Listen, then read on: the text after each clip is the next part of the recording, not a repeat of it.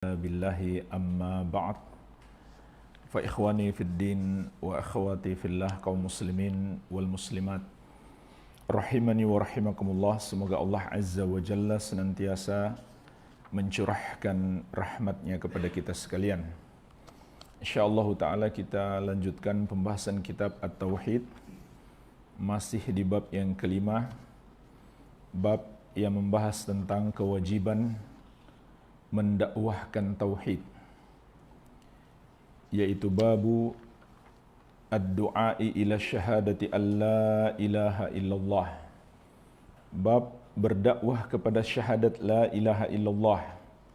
Memasuki dalil yang kedua, sebuah hadis yang diriwayatkan Al-Bukhari dan Muslim berkisah tentang pengutusan sahabat yang mulia Mu'adz bin Jabal radhiyallahu anhu untuk berdakwah di negeri Yaman. Penulis Kitab Tauhid Syekhul Islam Al-Mujahidul Mujaddid Al-Imamul Allamah Al-Syekh Muhammad At-Tamimi rahimahullahu ta'ala menyebutkan, An Ibni Abbasin radhiyallahu ta'ala anhuma anna Rasulullah sallallahu alaihi wasallam lamma ba'atha Mu'adzan ilal Yaman qala lahu. Dari sahabat yang mulia Abdullah bin Abbas, semoga Allah meridhai beliau dan ayahnya, bahwasannya Rasulullah sallallahu alaihi wasallam tatkala mengutus Mu'adz radhiyallahu anhu ke negeri Yaman, maka Nabi sallallahu alaihi wasallam bersabda kepada beliau, innaka ta'ti qauman min ahlil kitabi, sesungguhnya engkau akan mendatangi satu kaum dari kalangan ahlul kitab. Penduduk Yaman ketika itu adalah orang-orang Yahudi dan Nasrani, kebanyakannya. Falyakun awwala ma tad'uuhum ilaihi syahadatu an la ilaha illallah.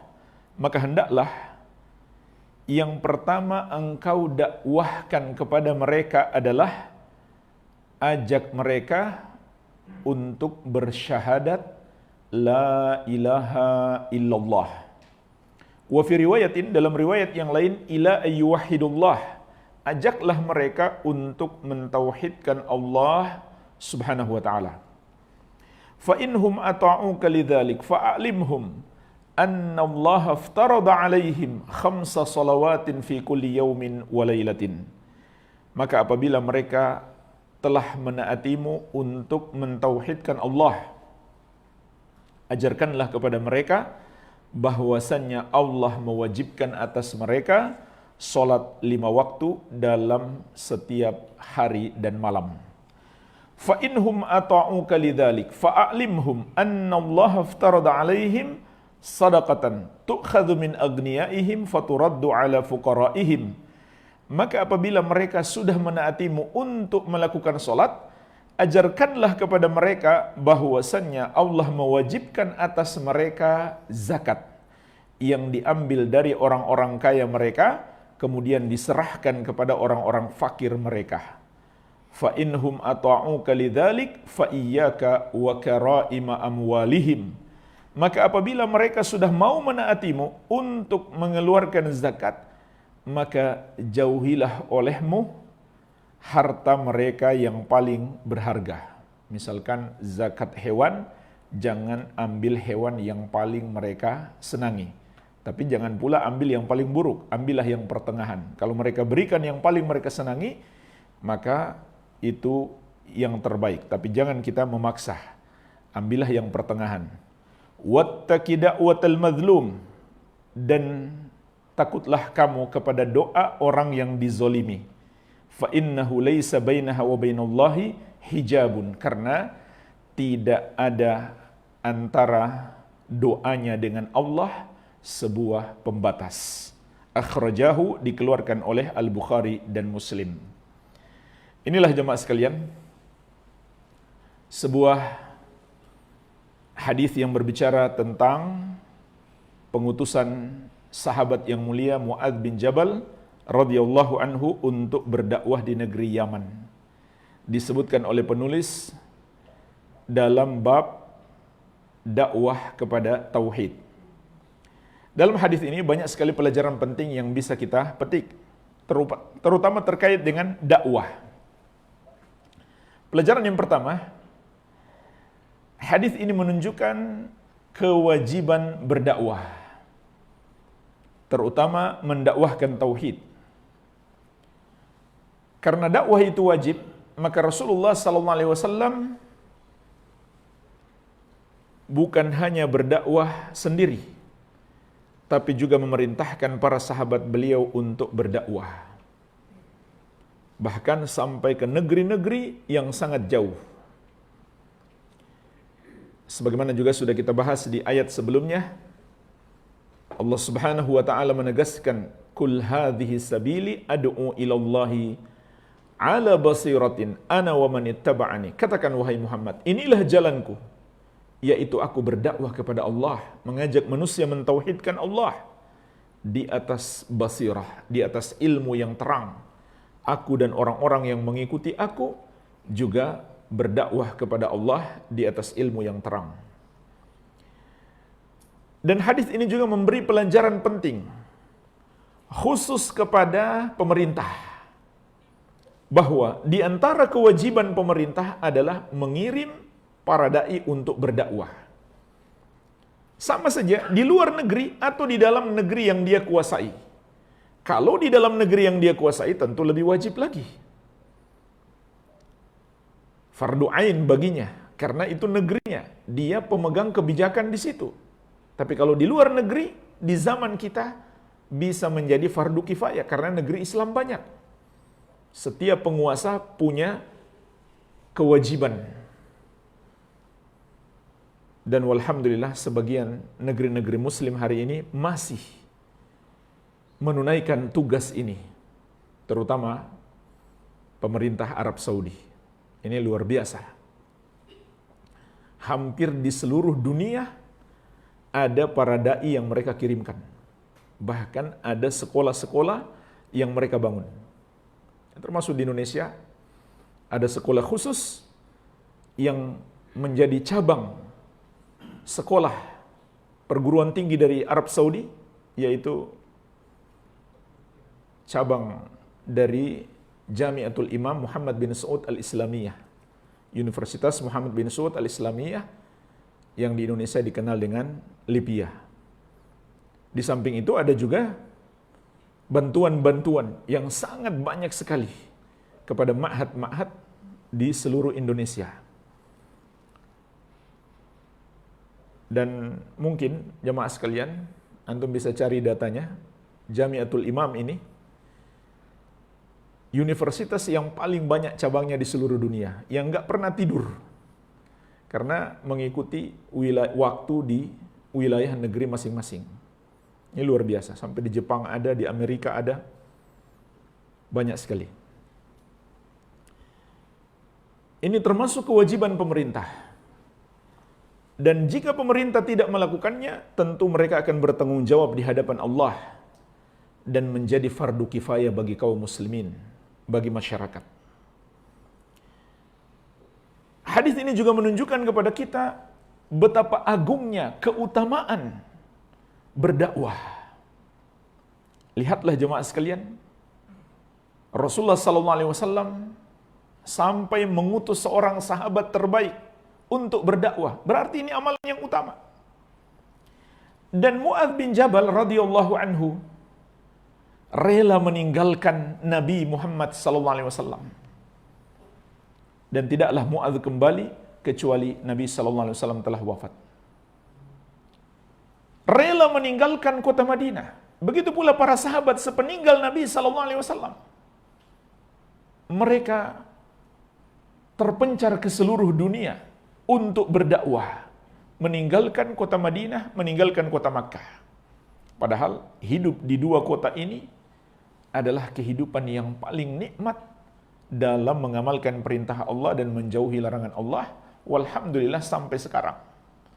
Dua kota yang paling aman dan paling jauh dari maksiat. Kita lebih terjaga kalau tinggal di sana. Ditambah lagi kalau kita sholat di Masjidil Haram dan Masjid Nabawi, pahalanya luar biasa. Di Masjidil Haram, satu sholat seperti 100.000 sholat di masjid lainnya. Di Masjid Nabawi, 1 solat seperti 1000 solat di masjid lain. Ditambah lagi ulama yang sangat banyak. Walhamdulillah, dari masa Nabi SAW sampai hari ini, pusatnya ulama adalah Makkah dan Madinah. Tetapi para sahabat tetap pergi meninggalkan kota Makkah dan Madinah karena ada suatu keutamaan yang lebih besar daripada sekedar tinggal dan beribadah di kota Makkah dan Madinah, yaitu menyebarkan agama Allah Subhanahu wa taala. Karena ini tugas umat Islam. Dulu para nabi dan rasul sebelum Nabi SAW diutus, setiap wafat seorang nabi, Allah gantikan nabi yang lain. Selalu begitu. Kecuali antara Nabi Isa dan Nabi Muhammad alaihi ma'afdalus salatu wassalam, itu tidak ada nabi dan rasul. Tapi sebelum itu, semua nabi dan rasul setelah wafat, langsung Allah gantikan nabi yang lain. Maka jemaah sekalian, setelah Nabi Muhammad SAW wafat, siapa lagi yang melanjutkan tugas beliau kalau bukan umat beliau? Dan inilah keistimewaan umat Islam yang Allah tegaskan dalam Al-Quran. Kuntum khaira ummatin ukhrijat linnas. Kalian adalah umat terbaik yang dikeluarkan untuk manusia. Inilah kita, umat Islam. Umat yang terbaik, yang memiliki misi untuk manusia. Apa misinya? Sehingga kita menjadi umat terbaik. Ta'muruna bil ma'ruf wa tanhauna 'anil munkar wa tu'minuna billah. Kalian memerintahkan kepada yang ma'ruf, mencegah kemungkaran, dan kalian beriman kepada Allah. Dan setinggi-tingginya kemakruffan adalah tauhid.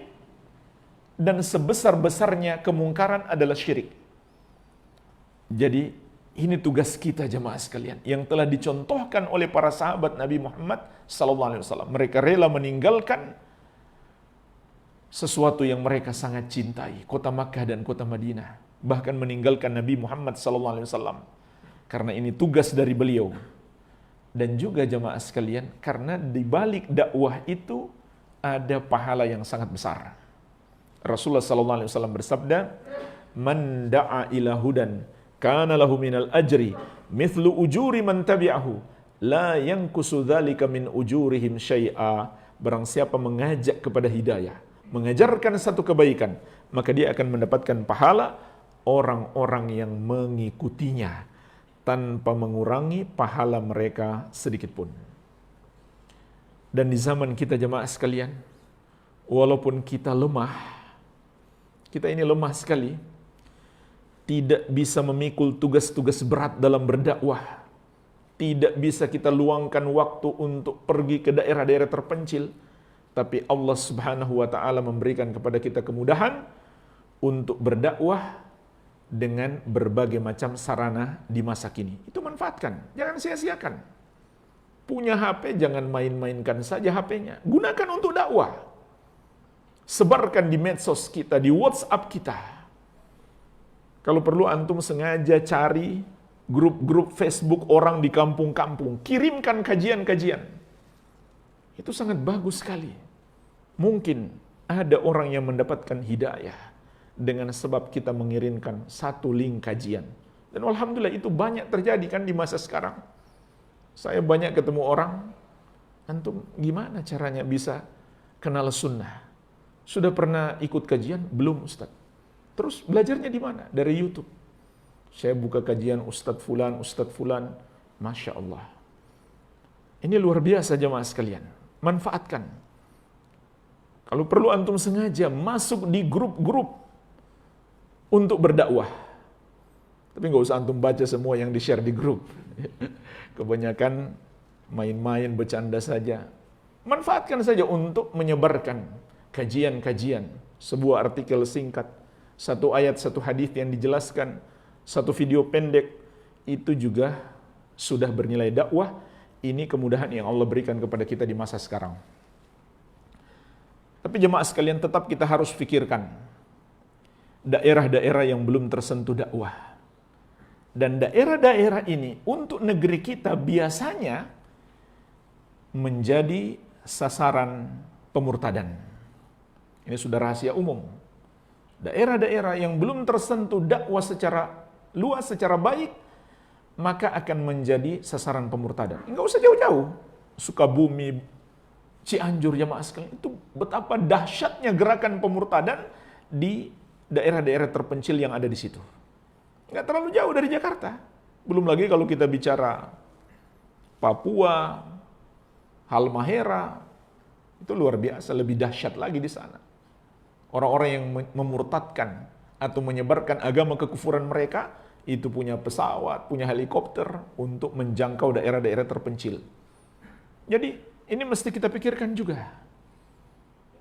Kalau kita tinggal di satu negeri yang mungkin pemerintahnya belum memikirkan sampai ke sana, maka siapa lagi? Kalau bukan kita. Ini tugas umat Nabi Muhammad SAW, dan ini diantara kemuliaan kita sebagai umat Islam, menyebarkan dakwah seluas-luasnya. Begitu pula membantu para dai untuk berdakwah. Mungkin tidak semua dari kita yang bisa turun sampai ke daerah-daerah terpencil, tapi kita bisa punya andil di dalamnya dengan membantu. Sedikit yang kita bantu, berapa rupiah yang kita bantu, mungkin dari situ kita mendapatkan pahala yang terus mengalir. Hadis ini juga menunjukkan kepada kita prioritas dalam berdakwah. Ini termasuk pelajaran terpenting yang bisa kita petik dari hadis yang mulia ini, yang menjadi petunjuk Nabi Muhammad SAW dan yang diamalkan oleh para sahabat radhiyallahu taala anhum ajma'in, bahwa berdakwah itu harus selalu mendahulukan dan memprioritaskan tauhid. Dan ini adalah dakwah seluruh para nabi dan rasul alaihi wassalatu wassalam. Kita sudah bahas di bab yang pertama, dalil yang kedua, surat An-Nahl ayat ke-36, وَلَقَدْ بَعَثْنَا فِي كُلِّ أُمَّةٍ رَسُولًا أَنِ اعْبُدُوا اللَّهَ وَاجْتَنِبُوا الطَّاغُوتَ. Dan sungguh, kami telah mengutus pada setiap umat itu seorang rasul. Setiap rasul menyerukan kepada kaumnya, sembahlah Allah dan jauhilah tagut. Jauhilah semua yang disembah selain Allah subhanahu wa ta'ala. Para nabi dan rasul itu kan mengajarkan banyak. Tapi Allah sebutkan berkali-kali dalam Al-Quran, semua nabi dan rasul itu mendakwahkan tauhid. Karena itulah yang menjadi pokok ajaran mereka. Selalu mengutamakannya, memprioritaskannya, dan mendahulukannya. Kenapa jemaah sekalian? Karena tauhid adalah pondasi amalan. Maka Nabi SAW berpesan kepada Mu'adz, hendaklah yang pertama engkau dakwahkan kepada mereka adalah tauhid. Lalu Nabi berpesan lagi, kalau mereka sudah mau bertauhid, baru ajarkan sholat. Artinya, nggak ada gunanya mereka sholat kalau tidak punya tauhid. Kalau masih berbuat dosa syirik. Karena tauhid adalah pondasi amalan. Sebagaimana sudah kita bahas tentang bahaya syirik, adalah penghapus amalan. Surat Az-Zumar ayat ke-65, la in asyrakta la yahbatanna amaluka wa la takunanna minal khasirin. Kalau kamu berbuat syirik, maka terhapuslah amalanmu dan kamu termasuk orang-orang yang merugi. Jadi nggak ada gunanya kalau kita mengajak orang itu sholat, puasa, zakat, haji, berakhlak baik, menjauhi riba, tapi dia berbuat syirik, kita biarkan. Lebih parah lagi, ada sebagian orang semangat berdakwah, dia tidak tahu apa yang mereka lakukan itu adalah syirik. Dia tidak mengerti bahwa apa yang mereka lakukan adalah syirik. Pernah saya sampaikan, seorang petinggi, ya saya sebutkan saja, Gerakan Ikhwanul Muslimin. Ini pejabatnya, petingginya, dia mengatakan, syirik zaman sekarang nggak ada lagi di kuburan-kuburan, di tempat-tempat keramat. Syirik di zaman sekarang cuma ada di satu tempat, yaitu di istana negara. Jadi fokus perjuangan mereka bagaimana merampas kekuasaan. Mereka kemudian terbagi menjadi dua secara garis besarnya.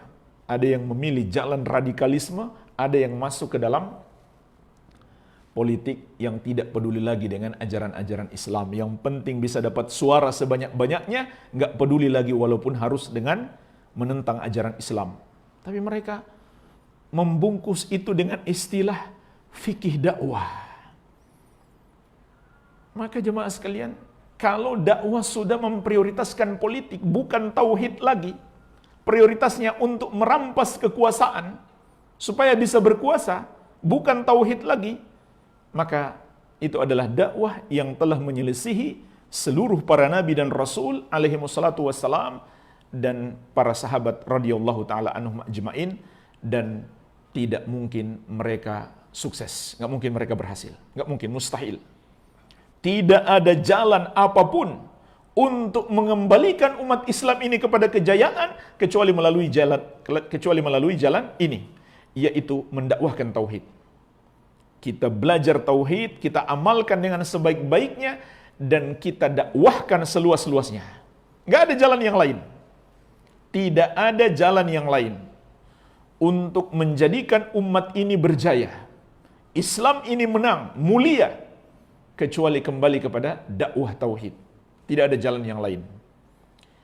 Dan ketahuilah jemaah sekalian, kekuasaan itu tidak boleh dijadikan sebagai tujuan dalam berdakwah. Tapi kekuasaan itu akan Allah anugerahkan kepada orang-orang yang telah menegakkan tauhid dan mengamalkan sunnah dengan sebaik-baiknya. Mungkin azan dulu baru kita lanjut. Fadhal akhi.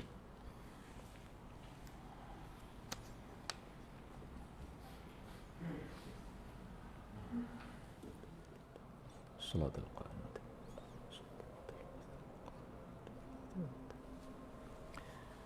Pelajaran lainnya masih terkait dengan dakwah yang terkandung dalam hadis ini adalah menyampaikan ilmu secara bertahap, dimulai dari yang paling penting, kemudian yang penting.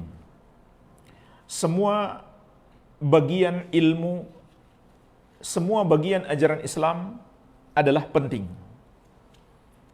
Jangan ada satupun yang kita anggap remeh. Semuanya penting. Tapi ada yang lebih penting dibandingkan yang lain.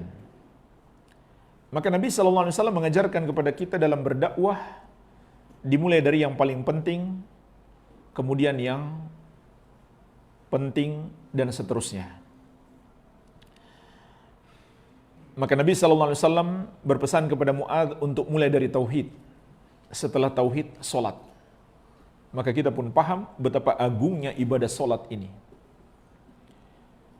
Dan Nabi SAW pun berpesan, kalau mereka sudah mau solat, baru ajarkan zakat. Kenapa jemaah sekalian? Karena nggak ada guna berzakat tanpa solat. Sebagaimana nggak ada guna orang puasa tanpa solat 5 waktu. Kenapa? Karena meninggalkan solat termasuk kekufuran, dan dosa kekufuran menghapuskan amalan. Begitu pula, kalau ada orang yang berpuasa dan solatnya hanya di bulan Ramadan, setelah Ramadan dia nggak solat lagi, terhapus semua amal ibadahnya di bulan Ramadan. Karena meninggalkan solat adalah kekufuran. Dalam hadis Buraidah bin Al-Husayb radhiyallahu anhu diriwayatkan At-Tirmidzi, Rasulullah sallallahu alaihi wasallam menegaskan, al-ahdu alladzi bainana wa bainahumus shalah faman tarakaha faqad kafar. Perjanjian antara kami dengan mereka adalah solat, siapa meninggalkan solat maka dia kafir. Dalam riwayat Bukhari kata Nabi sallallahu alaihi wasallam, man taraka salat al-asri faqad habita amaluhu. Barang siapa meninggalkan solat asar, terhapuslah amalannya. Karena meninggalkan solat adalah kekufuran. Itu satu solat asar dia tinggalkan. Bagaimana kalau dia tinggalkan 2, 3, 4, 5 solat? Na'udzubillah. Makanya Nabi SAW berpesan, kalau mereka sudah mau solat, baru ajarkan zakat. Jadi, ini menunjukkan kepada kita adanya pentahapan dalam penyampaian ilmu, dalam penyampaian dakwah, dimulai dari yang paling penting, kemudian yang penting. Hadis ini juga memberi pelajaran kepada kita bahwa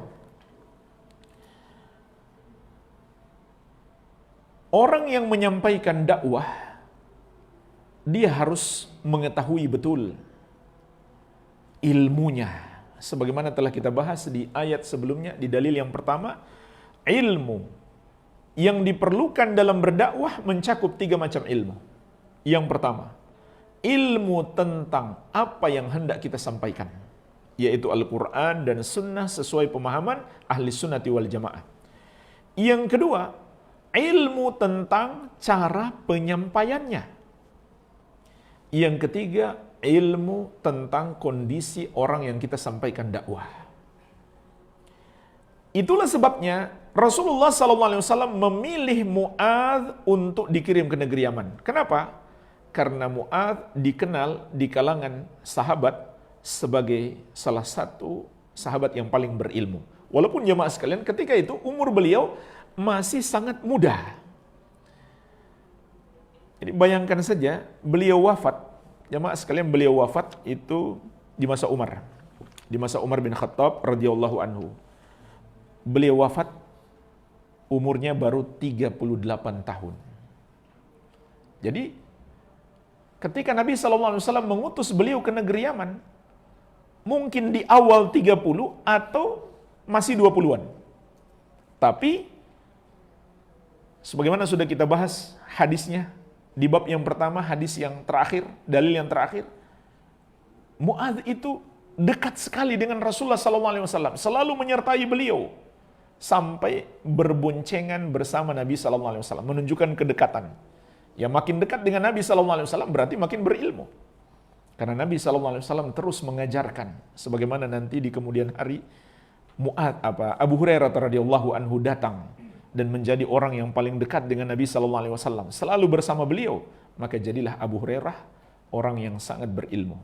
Jadi Mu'adz walaupun beliau masih muda, tapi beliau selalu menyertai Nabi SAW. Dan beliau wafat di umur 38 tahun itu karena apa? Karena pandemi di masa itu. Ya, bahkan sekeluarga wafat. Dan Mu'adz bahkan berdoa, minta termasuk salah satu yang wafat. Karena pandemi di masa itu adalah ta'un, dan Nabi SAW telah mengabarkan banyak hadis tentang keutamaan orang yang wafat karena ta'un, mati syahid. Mu'adz termasuk berdoa minta diwafatkan. Sekeluarga wafat. Ini luar biasa. Maka Nabi SAW tidak memilih sembarang orang. Yang beliau pilih adalah salah satu sahabat yang paling berilmu. Sampai disebutkan para ulama bahwa sahabat yang paling mengerti hukum halal dan haram adalah Mu'adz. Dan kita tahu bersama, Umar luar biasa. Orang paling berilmu nomor 2 setelah Abu Bakar adalah Umar. Tapi ketika Umar memerintahkan kaum muslimin untuk mendatangi Mu'adz dan belajar kepadanya. Ambil ilmunya sebanyak-banyaknya. Dan Nabi SAW juga mengatakan, Mu'adz yub'atsu yaumal qiyamah amamal ulama biratwatin. Mu'adz akan dibangkitkan di hari kiamat di hadapan para ulama dengan jarak 1 lemparan panah. Jadi beliau adalah pemimpin para ulama kelak di hari kiamat. Anak muda, wafat baru 38 tahun, tapi berilmu. Jadi jemaah sekalian menunjukkan dakwah itu perlu ilmu. Nabi SAW tidak memilih orang yang baru hijrah kemarin lalu disuruh berdakwah, tidak. Beliau pilih orang yang paling berilmu. Kemudian beliau beritahukan kepada Mu'adz, kamu akan mendatangi ahlul kitab. Artinya Mu'adz perlu tahu siapa yang dia datangi. Berarti ini ilmu yang harus kita miliki dalam berdakwah. Kita tahu siapa yang kita hadapi. Dan ahlul kitab di zaman itu berarti orang paling pintar di zaman itu. Paling mengerti tentang wahyu Allah di masa dahulu, di masa sebelum Nabi SAW diutus adalah ahlul kitab. Mereka adalah rujukan manusia di masa itu. Tapi jemaah sekalian, hadis ini memberi pelajaran kepada kita. Bisa jadi ada orang yang mendalami ilmu agama, namun dia belum paham tauhid. Buktinya, ahlul kitab di masa Nabi SAW. Kenapa mereka disebut ahlul kitab? Karena pandai terkait kitab yang pernah Allah turunkan. Tapi ternyata mereka tidak lagi mentauhidkan Allah, nggak ngerti tauhid. Maka Nabi SAW berpesan kepada Mu'adz, pertama yang kamu ajarkan kepada mereka adalah tauhid. Jadi jangan heran kalau hari ini ada orang kita lihat, kita dengarkan, dia bergelar doktor di bidang studi Islam dari Fakultas Agama Islam atau Islamic Studies. Tapi dia nggak ngerti tauhid. Bahkan dia mengatakan semua agama sama. Islam, tapi Islam liberal. Dan itu banyak. Jangan heran. Mungkin mereka punya ilmu. Bahkan mungkin mereka menghafal banyak ayat, menghafal banyak hadis. Tapi tidak memahaminya dengan pemahaman yang baik. Karena pemahaman itu jemaah sekalian, kaitannya bukan sekedar dengan kecerdasan. Kaitannya dengan apa? Hidayah. Hidayah dari Allah Subhanahu wa taala. Jadi Ini pelajaran penting yang bisa kita petik di sini. Jemaah sekalian, sesungguhnya masih banyak pelajaran yang bisa kita petik dari hadis yang mulia ini. Namun waktu membatasi kita, insya Allah sudah kita sebutkan pelajaran-pelajaran terpenting terkait dengan dakwah, terkait dengan bab yang kita bahas. Mungkin ada pertanyaan, saya persilakan. Assalamualaikum warahmatullahi wabarakatuh.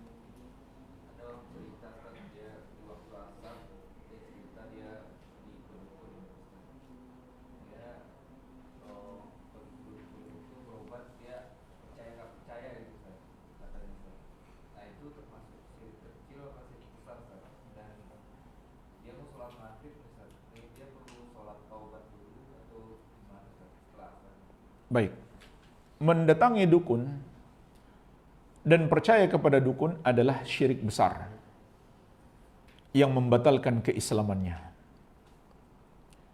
Kata beliau tadi percaya tidak percaya, berarti ada percayanya kan?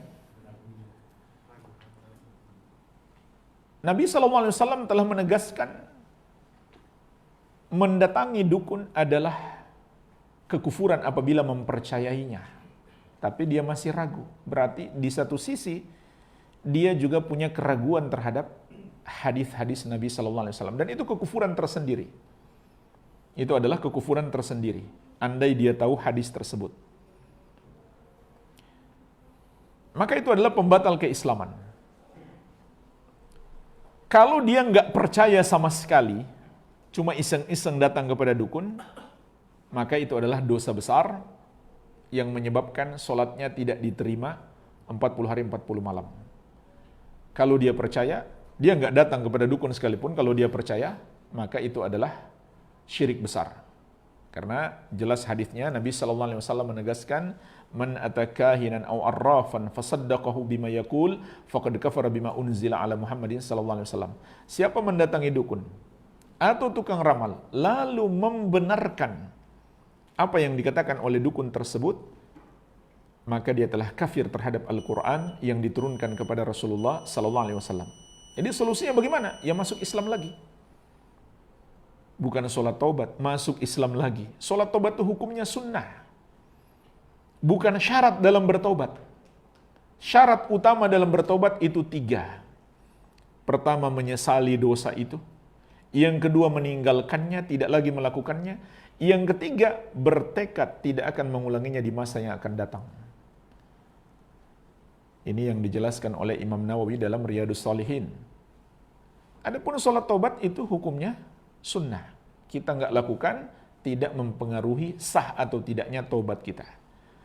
Tapi kalau dia melakukan dosa yang membatalkan keislaman, di samping dia memenuhi syarat taubat, dia juga harus kembali masuk Islam, yaitu dengan bersyahadat. Barulah amal-amalnya bisa diterima. Ya. Ada pertanyaan lain?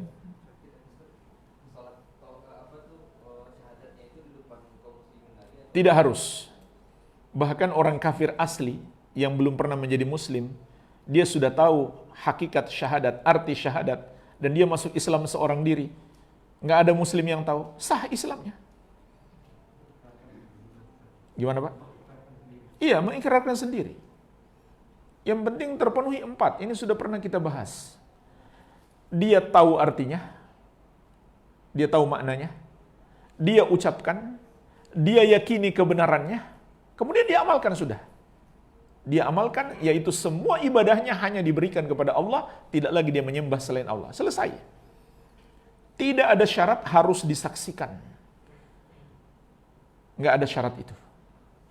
Cuma ada sisi baik kalau disaksikan kaum muslimin. Kan kita jadi tahu ini saudara kita yang baru. Tapi di masa Nabi SAW pernah ada orang yang masuk Islam, semua nggak ada yang tahu. Tiba-tiba dia sudah ikut berjihad sampai mati syahid. Maka ada selentingan kabar datang, dia sudah masuk Islam. Jadi orang-orang banyak tahu sampai dia sudah mati syahid, sudah bergabung di pasukan kaum muslimin. Jadi bukan syarat harus disaksikan oleh orang lain. Apalagi kalau minta bimbingan sama seorang muslim, lalu dia mengatakan, tunggu nanti pas sholat Jumat ramai. Baru hari Kamis nih. Ini kan bahaya. Kalau dia mati di atas kekufuran, naudzubillah, kasihan. Ya. langsung saja bimbing dia masuk Islam, nanti kita umumkan pas sholat Jumat. Begitu pula sisi baik yang lain, mungkin kita mau ngasih sedekah, ngasih zakat, dia mu'alaf. Ini kalau kita ketahui dia Muslim. Iya. Silakan. Ini Ustaz terkait dakwah di media sosial tadi Ustaz sampaikan mengirimkan link-link kajian di grup-grup WA gitu. Jadi fikihnya dakwah seperti yang pertemuan lalu sama yang sekarang disampaikan ada 3 Ustaz. Kita pada saat di grup WA itu kan kita tidak tahu bagaimana yang kita dakwahi, kondisinya bagaimana. Dan pernah terjadi di situ ada orang Syiah, di situ ada orang Sufi, dan akhirnya menyerang dakwah sunnah ini gitu Ustaz. Mereka banyak menyerang dakwah sunnah, sementara teman-teman kita dari Salafi justru kan lebih bagus menghindar untuk tidak mengkanter mereka di media sosial untuk menghindari jidal Ustaz.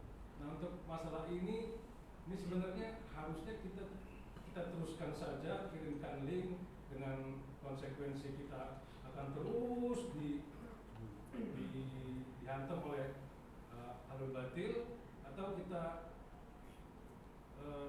baiknya bagaimana Ustaz? Baik.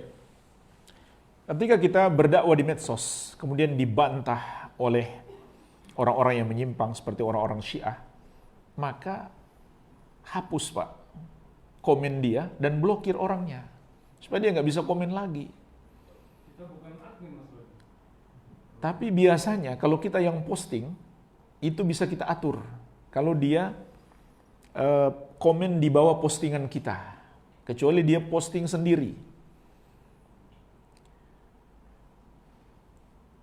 Maka ini yang pertama, kalau bisa kita mengendalikan, hapus postingannya dan blokir dia. Kenapa? Karena kalau kita biarkan, mungkin ada orang-orang yang pingin ilmu membaca postingan kita, lalu kebaca komentarnya di bawah. Dia bisa tersesat. Karena yang di bawah menyebarkan kesesatan. Ini cara yang pertama. Tapi yang kedua, kalau memang tidak bisa sama sekali kita hapus, maka nggak usah posting di situ kalau begitu. Cari media yang lain. Kan banyak, kita bisa di Facebook kita sendiri. Iya. Menyebarkan bantah-bantahan di medsos, dan kita lihat banyak yang membaca itu orang-orang awam yang ilmunya belum sampai di situ, maka itu bukan cara yang baik dalam berdakwah. Sebarkan yang umum saja. Dasar-dasar Islam, dasar-dasar tauhid, bahaya syirik. Adapun sampai pada bantah-bantahan, dan mereka juga mendapatkan kesempatan untuk memasukkan komen-komen di postingan kita, maka ini hendaklah dihindari, karena di medsos itu beragam orangnya. Jadi pilih saja yang paling penting diketahui oleh kaum muslimin dan berusaha semampu mungkin untuk menghapus komen-komen tersebut. Kalau setiap kita posting mereka selalu memanfaatkan untuk komen dan kita nggak sanggup untuk menghapusnya, maka lebih baik dihindari. Jadi mereka memang ada yang sengaja memanfaatkan postingan kita di medsos untuk menyebarkan kesesatan mereka. Nah, seandainya kita nggak bisa mengatur, kita nggak bisa menghapusnya, maka lebih baik kita hindari. Ya, tapi umumnya yang saya ketahui kalau kita sendiri yang posting, ada komen-komen di bawah itu bisa kita atur. Iya. Barangkali seperti itu, Pak. Intinya kita berusaha semampu kita saja. Kita berusaha semampu kita saja. Tafadhol.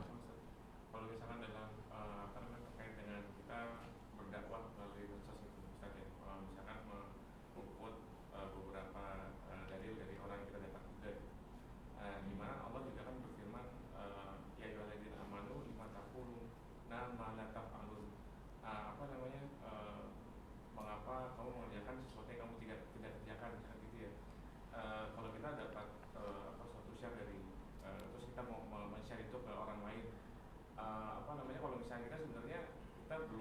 belum mengamalkan itu gitu. Itu maksudnya kan kena pelanggaran dari ayat itu kan ya. Maksudnya kita sendiri belum mengerjakan tapi kita udah mendakwahkan gitu. Kalau misalkan memang belum, apakah sebaiknya kita nggak usah share dulu atau yang penting buat kita dulu gitu, atau kita boleh aja? Baik. Ini peringatan dari Allah Azza wa Jalla agar kita mengamalkan apa yang kita sampaikan. Kabura maqtan indallahi an taqulu ma la taf'alun.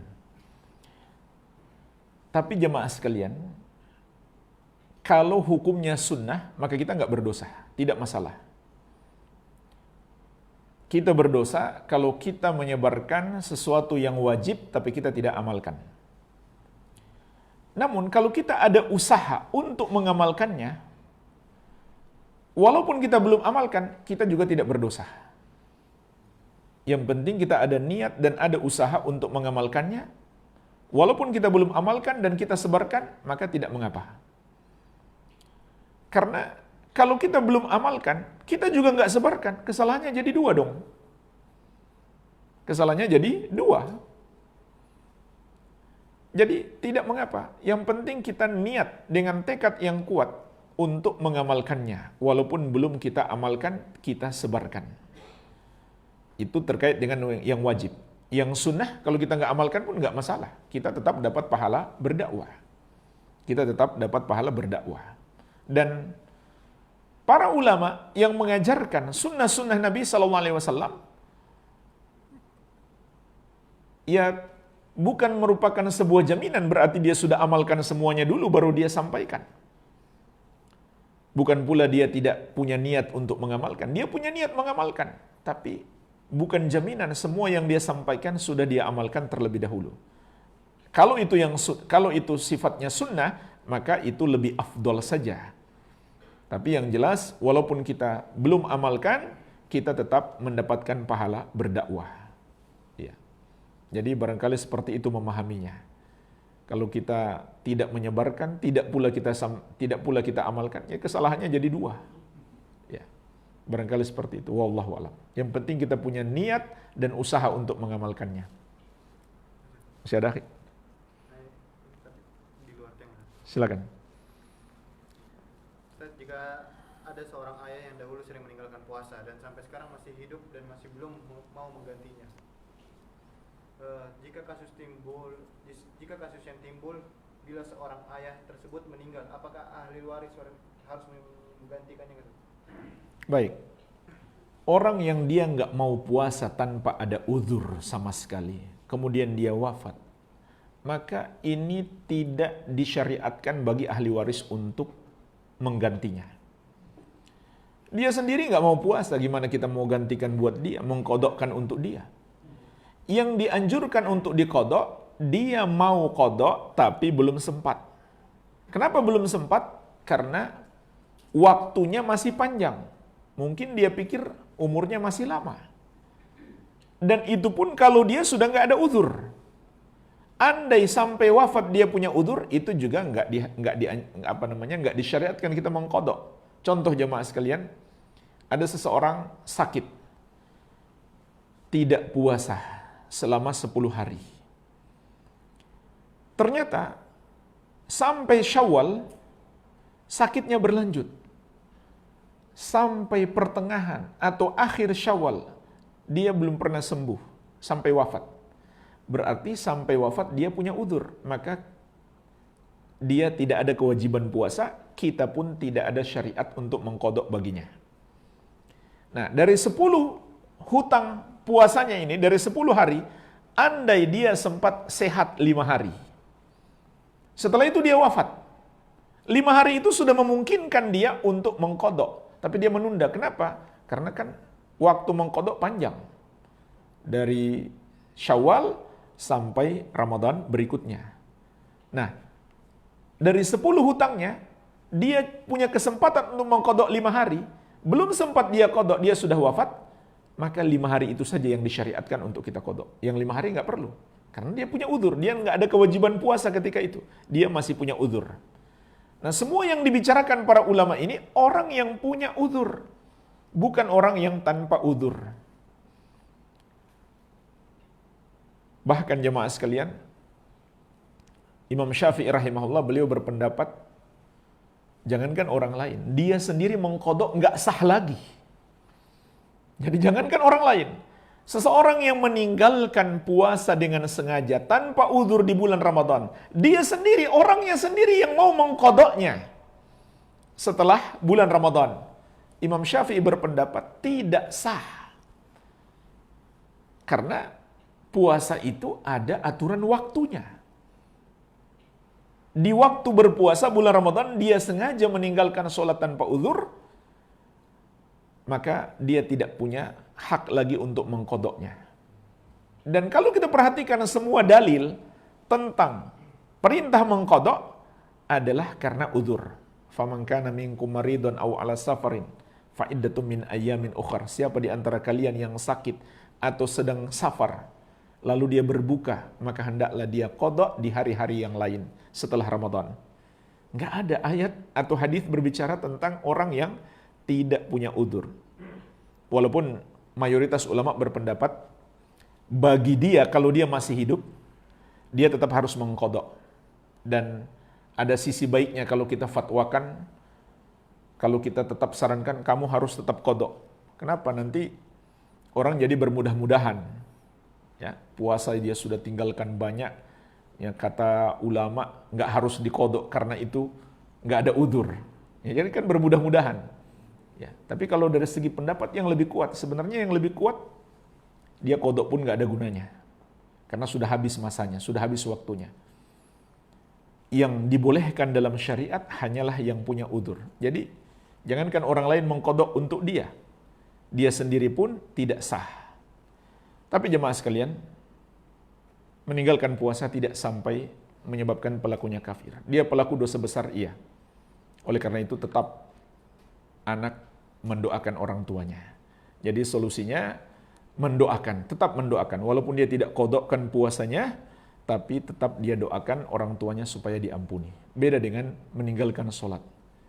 Kata tabi'in yang mulia Abdullah bin Syakik rahimahullah, kana ashabu Muhammadin sallallahu alaihi wasallam la yarawna syai'an minal a'mali tarkuhu kufrun ghaira shalah. Dahulu para sahabat Nabi Muhammad sallallahu alaihi wasallam tidaklah menganggap ada satu amalan sekedar ditinggalkan menyebabkan pelakunya kafir kecuali sholat. Jadi meninggalkan puasa betul dosa yang sangat besar, tapi tidak sampai menyebabkan pelakunya kafir. Beda kalau dia mengatakan, saya nggak setuju syariat puasa. Walaupun dia puasa, dia kafir. Atau saya nggak suka dengan syariat puasa. Walaupun dia puasa, dia kafir. Tapi kalau dalam hatinya dia menerima puasa itu sebagai syariat Allah, dia nggak puasa hanya karena dia tidak mau menahan lapar, maka dia pelaku dosa besar, namun tidak bisa kita katakan kafir, sehingga anak harus tetap mendoakan orang tuanya, bagaimanapun keadaan orang tuanya selama masih muslim. Ya. Sudah masuk Ramadan kah? Hari Ahad ya? Masya Allah. Tapi kita cukupkan dulu sampai di sini, semoga bermanfaat, lebih dan kurangnya saya mohon maaf. Wabillahi taufik, subhanakallahumma wabihamdik, asyhadu an la ilaha illa anta, astaghfiruka wa atubu ilaik, wa sallallahu ala nabiyyina Muhammadin wa alihi wa sallam, walhamdulillahi rabbil alamin, wassalamualaikum warahmatullahi wabarakatuh.